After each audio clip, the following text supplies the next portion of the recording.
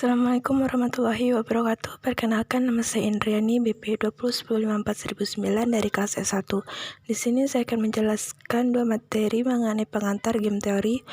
Materi yang pertama yaitu detail bentuk yang luas. Permainan bentuk ekstensif ditentukan oleh pohon yang telah dibangun dan diberi label dengan benar.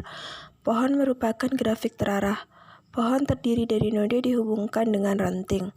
Secara analogi dapat ditentukan mana node pendahulu dan mana node langsung. Ada 5 aturan dalam game pohon ini. Aturan pertama yaitu setiap node adalah penerus dari node awal dan node awal adalah satu-satunya yang memiliki properti ini.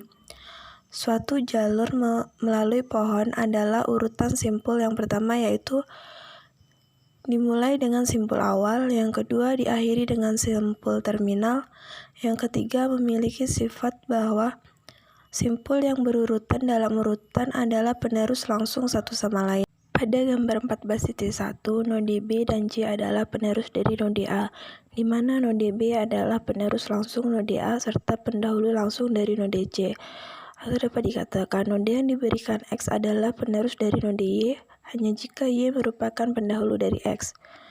Untuk node X, Y, dan Z, jika X adalah pendahulu dari Y dan Y adalah pendahulu dari Z, maka X merupakan pendahulu dari Y, artinya pohon memiliki relasi prioritas transitif.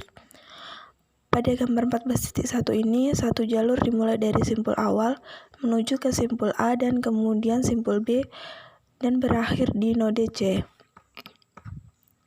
Node terminal dibutuhkan dan setiap node terminal lengkap dan unik menggambarkan jalan melalui pohon. Jadi tidak ada dua jalur yang harus dilintasi.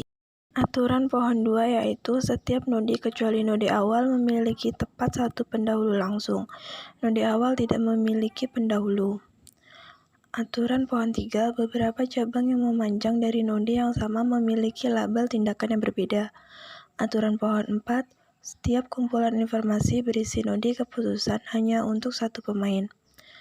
Aturan pohon 5, semua node dalam kumpulan informasi yang diberikan harus memiliki jumlah penerus langsung yang sama dan mereka harus memiliki kumpulan label tindakan yang sama di cabang yang mengarah ke penerus ini. Mengenai aturan pohon 4, tidak masuk akal untuk memiliki kumpulan informasi yang berisi simpul A dan B jika A adalah simpul keputusan untuk pemain 1 dan B adalah simpul keputusan untuk pemain 2, seperti yang ditunjukkan pada gambar 14.2a.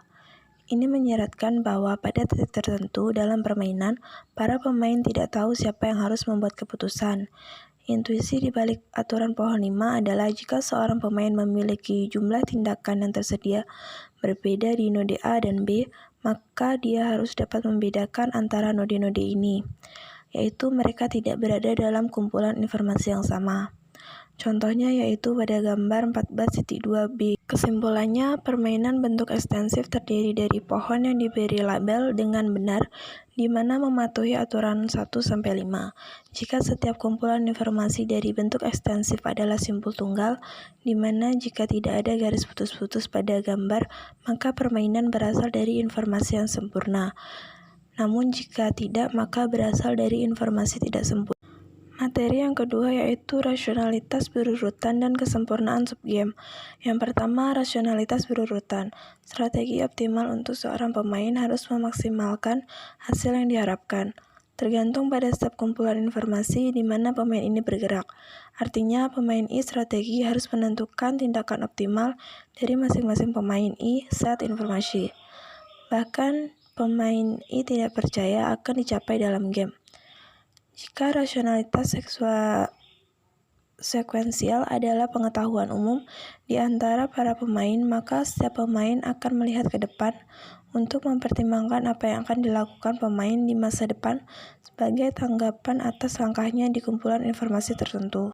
Yang kedua, induksi mundur. Cara paling sederhana untuk mempresentasikan rasionalitas sekuensial adalah melalui prosedur yang mengidentifikasi tindakan optimal untuk setiap kumpulan informasi dengan bekerja mundur di pohon permainan. Proses induksi mundur adalah proses menganalisis permainan dari akhir hingga awal.